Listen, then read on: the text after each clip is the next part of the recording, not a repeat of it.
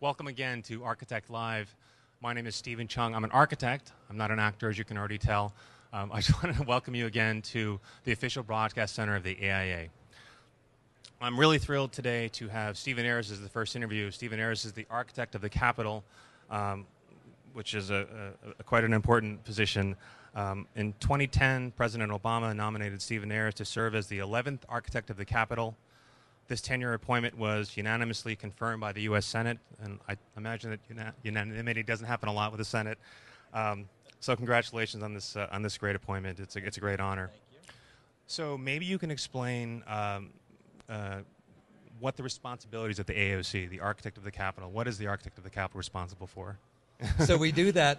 We serve, preserve, and inspire. We serve the American people, serve the Congress through design and construction of buildings for the legislative branch, some 18 million square feet of space for the Congress, the Supreme Court, and the Library of Congress.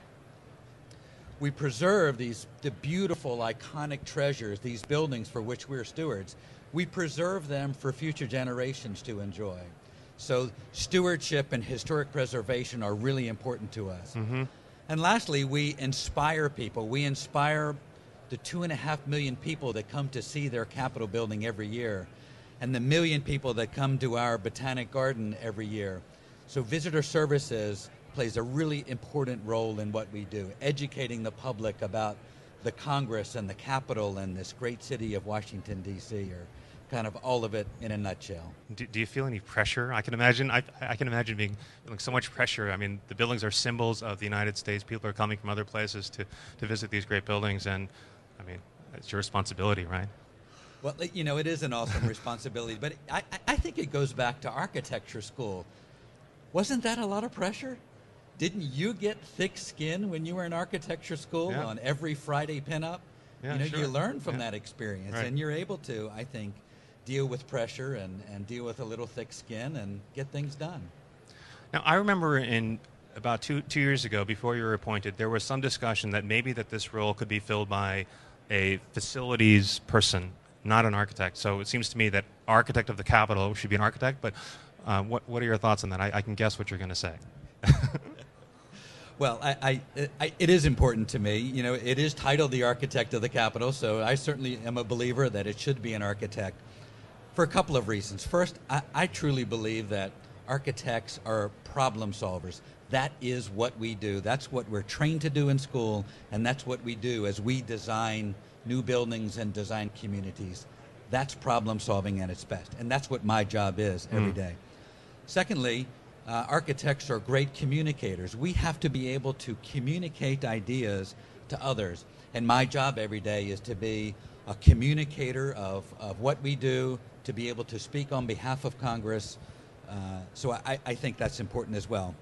And lastly, I'm convinced that architects make great leaders. Being able to solve problems, being able to communicate effectively are two of the essential ingredients of being a great leader. All of those things are what I do every day in my job. So I think architects are singularly poised to be the right pick for the architect of the Capitol. Do you think that your experience in the military had anything to do with that leadership experience you talk about? I mean, well, it certainly does. You know, it's unique for an architect to go into the military. But when I was in architecture school, my father was a Marine, and I always had a penchant for the military and for public service, and have been in public service for 27 years now.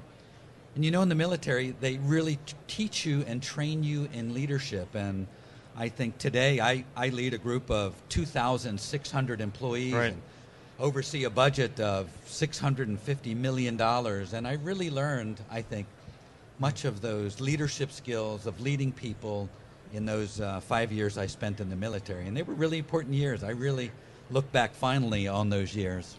You know, I've worked in some bigger offices, and I mean big, I mean 150 people, which seems to be the number where that's the size where you then make a branch or another satellite or something like this. And then I had heard that you had, in essence, a staff of 2,600. I couldn't even imagine how you would manage. So I suppose that the leadership, maybe it's the military, I don't know what it is, but somehow that to me seems to me like an extraordinary task.